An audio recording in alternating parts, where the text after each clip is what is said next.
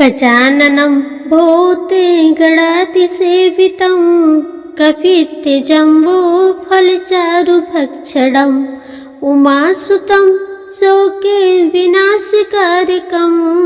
नमामि विघ्नेश्वर पादपंकजम्। ओम श्री गणेशाय नमः। जय श्री कृष्णा। राधे राधे।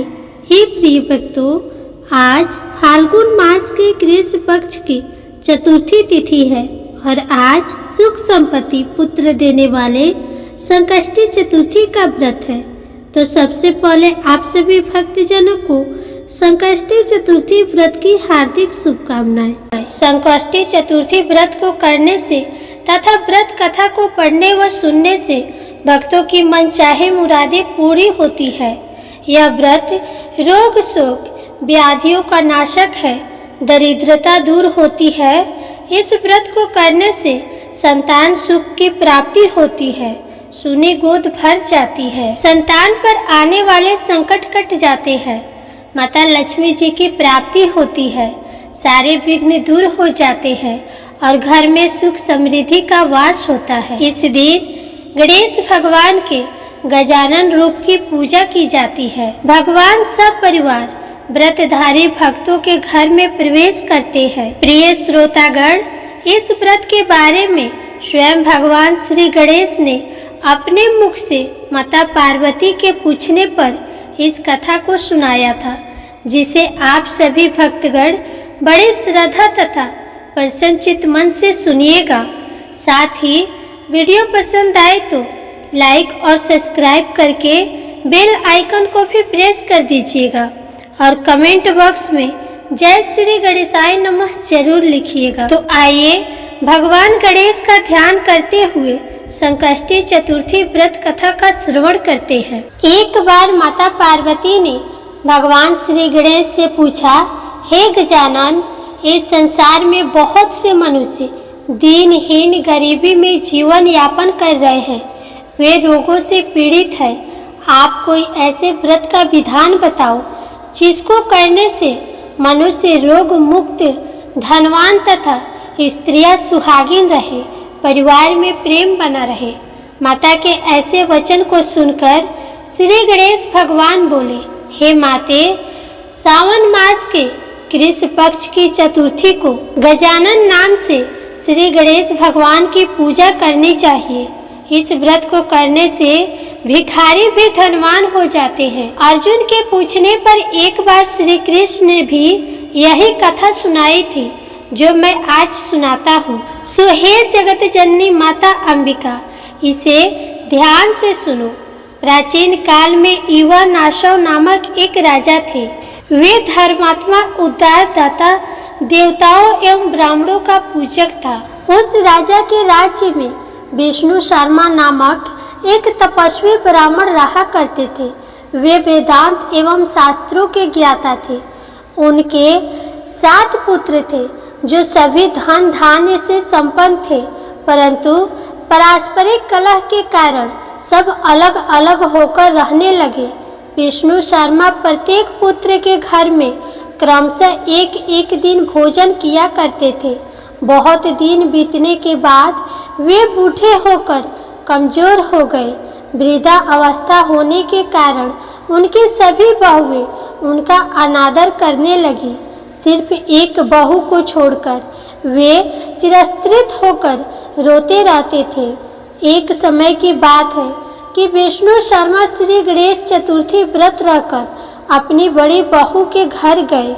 उस ब्राह्मण ने कहा, हे बहू रानी, आज श्री गणेश का व्रत है, तुम पूजन की सामग्री जुटा दो। गणेश जी प्रसन्न होकर तुम्हें प्रचुर धन देंगे। अपने ससुर की बात सुनकर कर्कश स्वर में बोली, हे पिताजी, मुझे घर के कामों से कहीं फुर्सत नहीं मिलती, फिर उन झमेलों में पड़ने का कहाँ समय है। ससुर जी, आप हमेशा ही कोई न कोई नाटक रचते रहते हैं और आज गणेश जी का बहाना लेकर आप पहुँचे। मैं गणेश व्रत नहीं जानती हूँ और ना ही गणेश जी को ही, आप यहाँ से चले जाइए। इस प्रकार बड़ी बहू की झिझक सुनकर वे 5 बहुओं के पास बारी बारी से गए परंतु सभी ने वैसे ही बात कही। सभी जगहों से अपमानित होकर वह कृषकाय ब्राह्मण बहुत ही दुखी हुआ। इसके बाद वह छोटी बहू के घर जाकर बैठ गया। बाकी के 6 बेटे तो धनवान थे, लेकिन छोटी बहू बहुत ही निर्धन थी। वह ब्राह्मण संकोच में पड़कर कहने लगा, अरे बहू रानी, अब मैं कहाँ जाऊँ? 6 बहुओं ने फटकार दिया, तुम्हारे यहाँ तो व्रत सामग्री एकत्रित करने का कोई साधन नहीं दिखाई दे रहा। मैं स्वयं बहुत ही वृद्ध हूँ। हे कल्याणी बहू, मैं बार बार सोचता हूँ कि इस व्रत में सिद्धि मिलेगी, सभी कष्ट का अंत होगा। अपने ससुर की बात सुनकर छोटी बहू कहने लगी। बहू ने कहा, हे पिताजी, आप इतने दुखी क्यों हो रहे हैं? आप अपनी इच्छा के अनुसार व्रत कीजिए। मैं भी आपके साथ संकटनाशक व्रत को करूंगी। इससे हमारे दुखों का निवारण होगा। इतना कहकर छोटी बहू घर के बाहर जाकर भिक्षा मांगकर ले आई और अपने ससुर के लिए अलग अलग लड्डू बनाए। चंदन, फूल, फल, दीप, अक्षत, नैवेद्य और तालू उसने सब अलग अलग करके ससुर के साथ पूजन किया। पूजन के बाद उसने ससुर को सम्मान पूर्वक भोजन कराया और भोजन के अभाव में स्वयं भी न खाकर निराहार रही। गणेश जी बोले, हे देवी, अर्धरात्रि के बाद उसके ससुर विष्णु शर्मा को उल्टी और दस्त होने लगी। छोटी बहू ने मलमूत्र से खराब हुए कपड़े को साफ करके अपने ससुर के शरीर को धोया और पोंछा। वह पूरी रात बिना कुछ खाए पिए जागती रही। व्रत के दौरान रात्रि में चंद्रोदय पर स्नान कर फिर से श्री गणेश जी का पूजन किया। विपरीत परिस्थिति में भी अपना धैर्य नहीं खोया। पूजा और ससुर की सेवा दोनों श्रद्धा भाव से करती रही। वह छोटी बहू शोक करने लगी कि मुझ अभागिन के कारण आपकी ऐसी दशा क्यों हुई? हे पिताजी, रात को अब मैं कहाँ जाऊँ? मुझे आप कोई उपाय बताएं। रात भर विलाप करने के कारण अनजाने में ही उसका जागरण भी हो गया और फिर सुबह होते ही छोटी बहू देखती है कि उसके घर में हीरा, मोती और मणियों का ढेर पड़ा है, जिससे उसका घर प्रकाशित हो रहा है। अब उसके ससुर का दस्त और उल्टी भी बंद हो चुका था। आश्चर्य में पड़कर वह अपने ससुर से पूछने लगी, यह क्या बात है? यह संपत्ति किसकी है और इतना सारा धन मेरे घर कहाँ से आ गए? हे पिताजी, क्या कोई हम लोगों को चोरी में फंसाने के उद्देश्य से तो घर में नहीं डाल गया? बहू की बात सुनकर ब्राह्मण कहने लगा, हे कल्याणी, यह सब तुम्हारी श्रद्धा का फल है। तुम्हारे भक्ति से गणेश जी तुम पर प्रसन्न हो गए हैं। इस व्रत के प्रभाव से ही गणेश जी ने तुम्हें इतनी संपत्ति दे दी है। बहू कहने लगी, हे पिताजी, आप धन्य हैं। आपकी कृपा से श्री गणेश जी प्रसन्न हुए हैं। मेरी दरिद्रता दूर हुई। घर में अतुल्य संपत्ति। इस प्रकार वह ससुर से बार बार कहने लगी। अब छोटी बहू के घर में अपार संपत्ति देखकर अन्य सभी बहुओं के क्रोध की सीमा न रही। उन्होंने कहा, हे बूढ़े, अपने संपूर्ण संचित धन को दे डाला। बहुओं के पारस्परिक कलह को देखकर विष्णु शर्मा डर कर कहने लगे कि इसमें मेरा कोई दोष नहीं है। केवल इस व्रत के प्रभाव से श्री गणेश जी प्रसन्न होकर छोटी बहू को दिए हैं। श्री गणेश जी ने कुबेर जैसी संपत्ति प्रदान की है। हे बहुओं, मैंने पहले तुम्हारे घर जाकर तुमसे अनुरोध किया था, परंतु तुम लोगों ने मुझे दुत्कार दिया। छोटी बहू ने भिक्षा मांगकर पूजन की सामग्री जुटाई। इसके करने से गणेश जी प्रसन्न होकर संपत्ति प्रदान किए हैं। श्री गणेश जी आगे कहते हैं, हे गिरि राजकुमारी, उस ब्राह्मण के 6 पुत्र दरिद्र, रोगी और दुखी हो गए। केवल छोटा पुत्र ही इंद्र के समान भाग्यशाली बन गया। क्योंकि उन 6 पुत्रों ने पिता का अनादर किया था, साथ ही गणेश भगवान का भी अपमान किया था। अब इन बातों का उन्हें पछतावा होने लगा। वे आपस में होड़ करते हुए गणेश चतुर्थी का व्रत करने लगे। इस व्रत को करने से वह सब भी क्रमशः धनवान बन गए।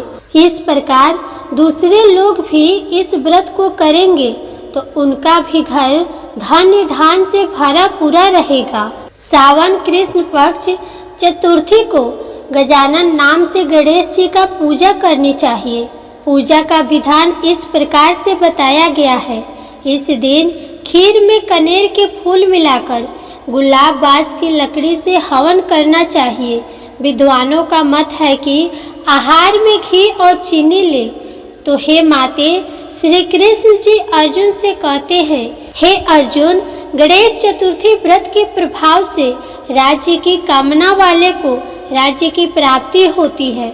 इसलिए हे राजन, आप भी इस व्रत को शीघ्र ही करिए। फलस्वरूप आप कष्टों से छूटकर राज्य का सुख भोग पाएंगे। श्री कृष्ण जी के मुख से इस कथा को सुनकर अर्जुन तथा युधिष्ठिर सहित सभी 5 भाई बहुत प्रसन्न हुए और व्रत करके श्री गणेश जी की कृपा से अखंड राज्य के अधिकारी हुए। तो एक बार प्रेम से बोलिए श्री गणेश भगवान की जय। जय हो गणेश भगवान। जैसे आपने उस छोटी बहू को दिया, वैसे ही अपने सभी भक्तों को देना। कथा कहानी कहने वाले, सुनने वाले तथा हुनकारा भरने वाले सभी भक्तों को देना। जय गणेश भगवान। प्रिय भक्तगणों, इस कथा को पूर्ण करने हेतु अब आप आगे सुनिए अंधी बुढ़िया माई और गणेश जी की कथा। इस कथा के अनुसार बहुत समय पहले की बात है। किसी गांव में एक बुढ़िया माई रहती थी जो भगवान श्री गणेश की अनन्य भक्त थी। उनका रोजाना का नियम था कि श्री गणेश जी की पूजा करती थी और उसके बाद ही भोजन ग्रहण किया करती थी। उनके पति को गुजरे हुए 2-3 वर्ष हो गए थे। उनका एक बेटा था तथा उनकी बहू भी आ चुकी थी।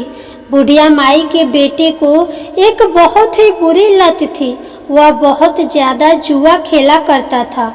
इसके कारण उसके घर में धीरे धीरे कंगाली आ जाती है, क्योंकि वह लड़का कुछ भी काम नहीं करता था, ऊपर से जुआ खेला करता था।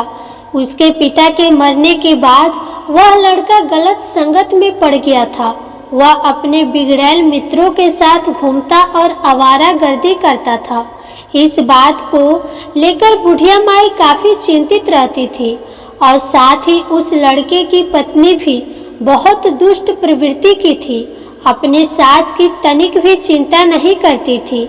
एक बार की बात है, अपने बेटे के इस व्यवहार से तंग आकर बुढ़िया माई श्री गणेश जी के मंदिर में जाती है और वहाँ बिलख बिलख कर सुबह से शाम तक रोती रहती है और गणेश भगवान से एक ही प्रार्थना करती है कि वे उनके पुत्र को सद्बुद्धि दे।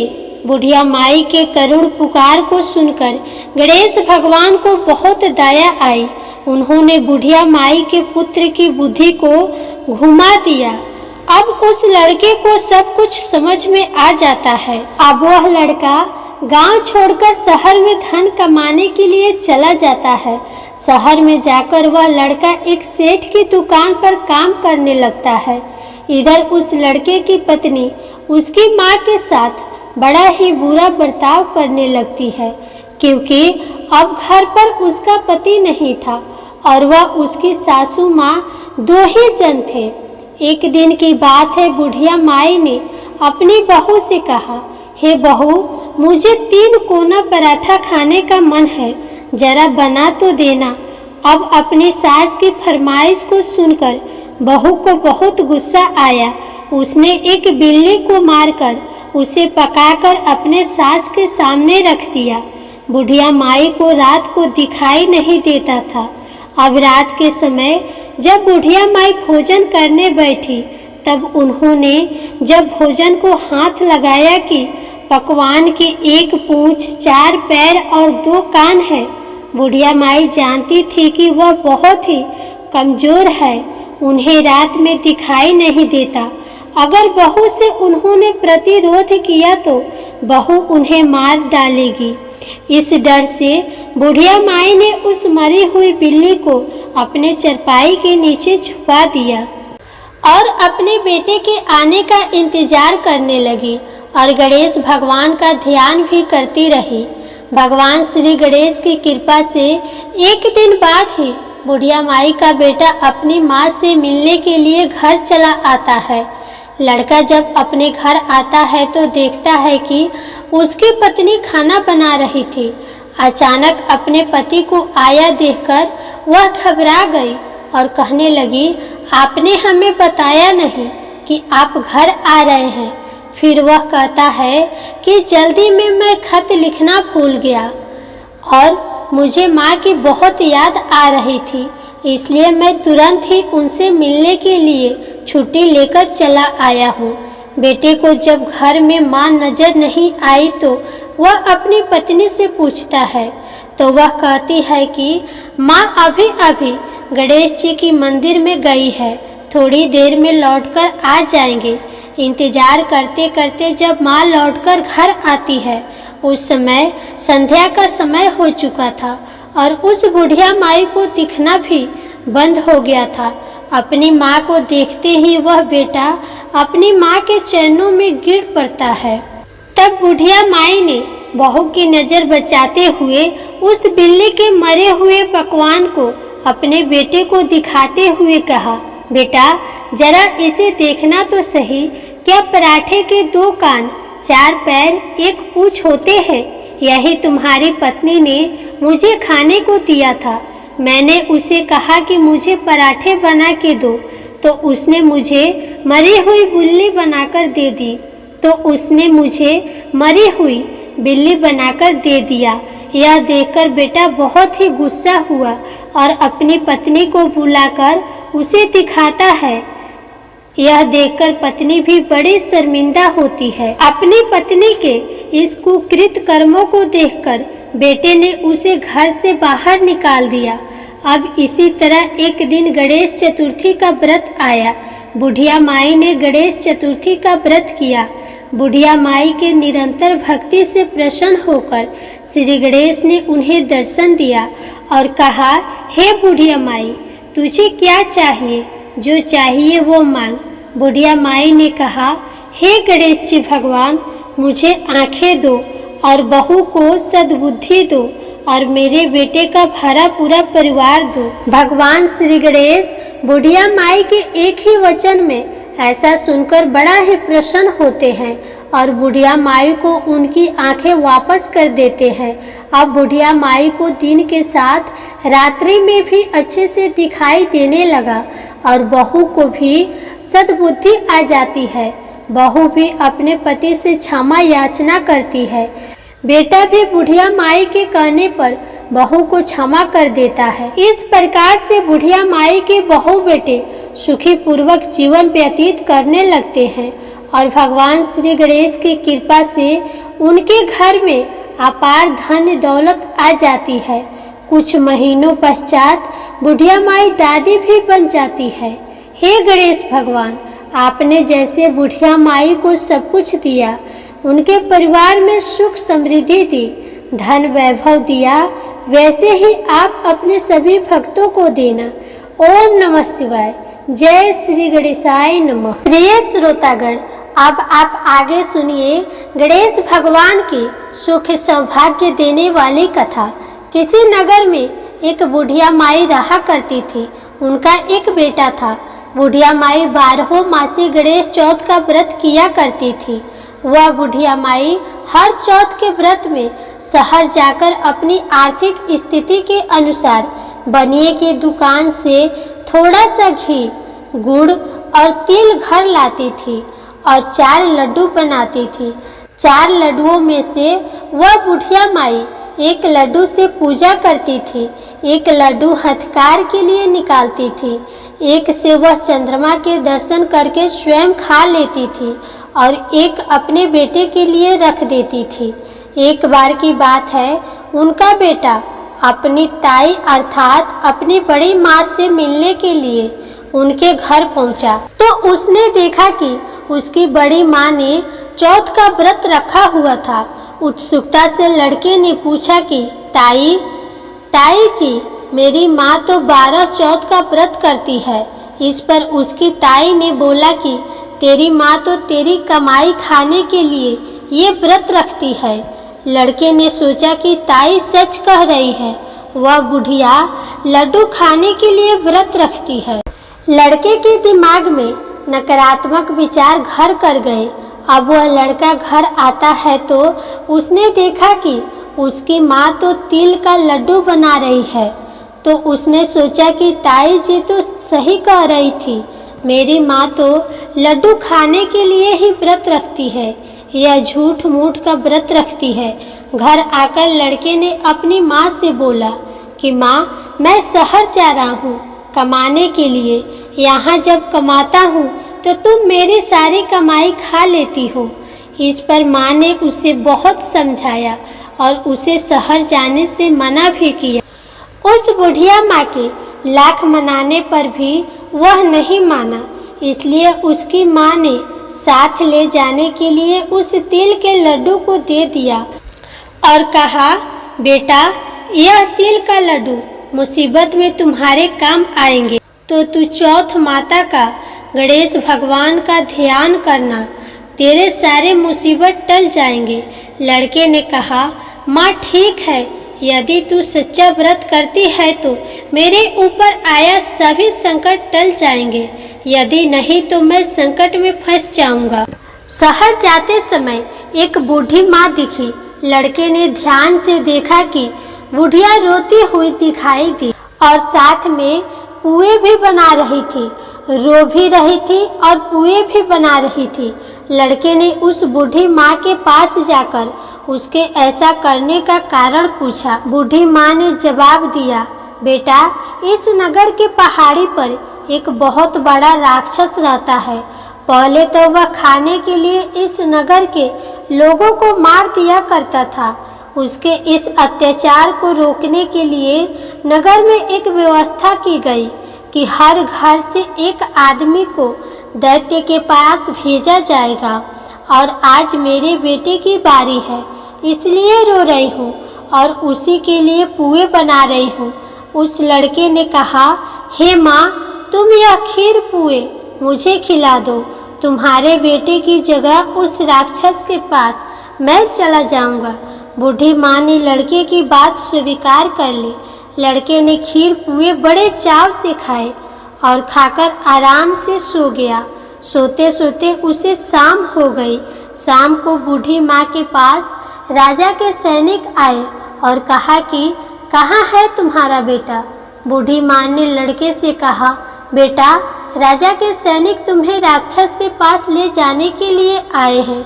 वह लड़का खुशी से सैनिक के साथ दैत्य के पास चला गया। उस राक्षस के पास जाकर उसने देखा कि राक्षस तो बहुत भयानक है। अपनी जान बचाने के लिए इधर उधर भागने लगा और माँ माँ चिल्लाने लगा। इतने में ही उसे याद आया कि उसकी माँ ने उसे चौथ माता के तिल के लड्डू दिए थे और कहा था कि मुसीबत में यह तुम्हारे काम आएंगे।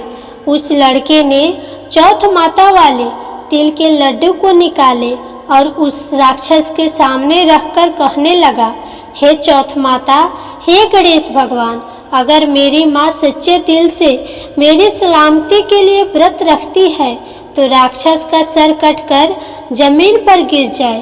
प्रिय भक्तगण, यह तो चौथ माता और गणेश भगवान का चमत्कार है कि उसका यह वचन कहते ही उस राक्षस का सर कटकर नीचे गिर गया। लड़का सही सलामत वापस आ गया। वापस आते देख उसे राजा ने अपने दरबार में बुलाया और बहुत से उपहार देकर उसे विदा किया। लड़का अपने रास्ते पर आगे बढ़ता चला गया। चलते चलते कुछ समय बाद वह दूसरे राज्य में पहुंचा। उस राज्य में एक प्रथा चलती थी कि बर्तनों के आवे को पकाने के लिए एक इंसान की बलि दी जाती थी। राज्य से आते देख सैनिकों ने उसे पकड़ लिया और आवे में चुनवा दिया और आवे को पकाने लगे। लड़के ने फिर से चौथ माता के तिल के लड्डू को निकाले और बोला, हे चौथ माता, हे गणेश भगवान, अगर मेरी माँ मेरे लिए बिना किसी स्वार्थ के व्रत रखती है तो आवा पकने पर मेरी मौत ना हो। लड़के के ये शब्द बोलते ही आवा पकने पर लड़के की मृत्यु नहीं हुई। जब आवे से बर्तन निकलने लगे तो आवे से मिट्टी के बर्तन के बजाय सोने और चांदी के बर्तन निकलने लगे और लड़के ने अंदर से कहा, बर्तन आराम से निकालना, कहीं मुझे लग न जाए। यह सुनकर बर्तन निकालने वाले आश्चर्यचकित हो गए और उसे आवे से बाहर निकालकर राजा के दरबार में ले गए। राजा भी आश्चर्यचकित था। राजा ने लड़के से पूछा, राजा ने लड़के से पूछा, अच्छा बताओ, आखिर तुम इस आवे से जिंदा कैसे बच गए? लड़के ने जवाब दिया कि मेरी माँ मेरे लिए चौथ के 12 महीने व्रत रखती है, इसलिए चौथ माता की कृपा से, गणेश भगवान के आशीर्वाद से मैं इस आवे से सही सलामत वापस निकल आया हूँ। अब देखिए, राजा को लड़के की बात पर यकीन नहीं हो रहा था, इसलिए राजा ने चांदी की सुराही मंगवाई और लड़के से कहा, अगर तुम सच बोल रहे हो तो सुराही की नली से निकल कर दिखाओ। प्रिय भक्तगणों, उस लड़के ने देखा कि एक भौरा सुराही के मुख से बाहर निकला है। लड़के ने चौथ माता का नाम लेकर आंखें बंद करके उस तिल के लड्डू को हाथ में लेकर के कहा, हे चौथ माता, हे गणेश भगवान, अगर मेरी माँ 12 महीने के व्रत रखती है, उसने सच्चे मन से गणेश चौथ तिल चौथ का व्रत किया है, तो मैं भौरा बनकर सुराही के मुंह से बाहर निकल आऊं। देखते ही देखते राजा की आंखों के सामने वो लड़का भौरा बन गया और सुराही के मुख से बाहर निकल आया। राजा ने यह चमत्कार देखा और आश्चर्यचकित हो गया और राजा बहुत खुश हुआ। राजा इतना खुश हुआ कि राजा ने अपनी पुत्री की शादी उस लड़के से कर दी। पूरे नगर में राजा ने प्रचार करवा दिया कि नगर की सारी महिलाएं चौथ माता का व्रत करना आरंभ कर दे। कुछ समय बीत जाने के बाद लड़के को अपनी माँ की याद आई कि मेरी माँ तो बिना किसी स्वार्थ के मेरी सलामती के लिए व्रत रखती थी और मैंने किसी अन्य के कहने पर अपनी माँ को गलत समझ लिया। चौथ माता के आशीर्वाद से, गणेश भगवान की अनुकंपा से अभी तक सही सलामत हो। इस कारण लड़के ने राजा से अपने नगर जाने की इच्छा प्रकट की। राजा ने उसकी बातें मान ली और बहुत दान दहेज और हाथी घोड़े देकर विदा किया। लड़के के कई दिन की यात्रा के बाद वह अपने घर पहुंचा। जिस दिन वह घर पहुंचा उस दिन चौथ का दिन था। लड़का उसी बनिए की दुकान में गया जहां उसकी माँ हर चौथ को आती थी। लड़के ने सोचा कि माँ इस दुकान से तिल और गुड़ और घी लेने जरूर आएगी। जैसे लड़के ने सोचा था ठीक वैसा ही हुआ। हाथ में लाठी लिए हुए उसकी माँ रास्ते में आती हुई दिखाई दी। उसकी माँ की उम्र बहुत अधिक होने के कारण उन्हें दिखना कम हो गया था। लड़का उसकी लाठी से पैर मारकर और जानबूझकर उसके पुत्र के बारे में अपशब्द कहने लगा। उसकी बूढ़ी माँ ने कहा, भले ही मुझे गाली दे दो पर मेरे पुत्र को कुछ मत कहना। माँ के यह शब्द सुनकर बेटा उनके पैरों में गिर पड़ा और कहने लगा, माँ, मैं तुम्हारा ही बेटा हूँ, मुझे माफ़ कर दो।